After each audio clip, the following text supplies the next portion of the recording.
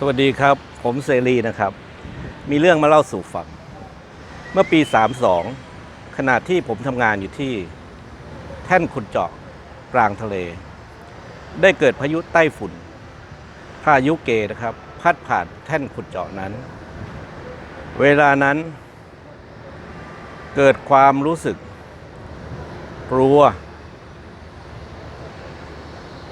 แล้วก็สงสัยว่า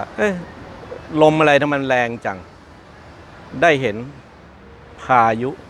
ได้เห็นความมหัศจรรย์ของธรรมชาติได้เห็นความรุนแรงได้เห็นอารมณ์ของผู้คน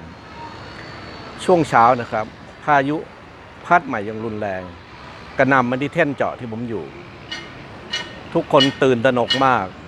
ผ่านไปสักครึ่งชั่วโมงครับลมก็หยุดนิ่งเลยเพราะว่าเราอยู่กลางEye of the Storm ครับอยู่ใจกลางของพายุจะนิ่งไปหมดช่วงเวลานั้นก็มีเรือน้อยลำหนึ่งเรือประมงนะครับแล่นเข้ามาขอความช่วยเหลือเวลาเรือลำนั้นเข้ามาใกล้แท่นเจาะนะครับก็พายุก็พัดอย่างรุนแรงทีนึงสิ่งที่ผมได้เห็นคือว่าเห็นเรือลำนั้นชนแท่นเจาะแล้วเรือค่อย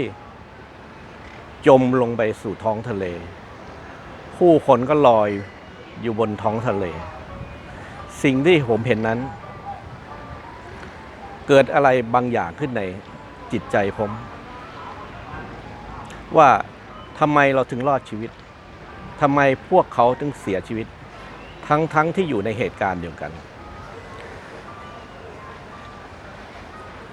เกิดคำถามขึ้นในใจว่าชีวิตมันคืออะไรเราจะใช้ชีวิตอย่างนี้ต่อไปหรือเราจะเปลี่ยนแปลงชีวิต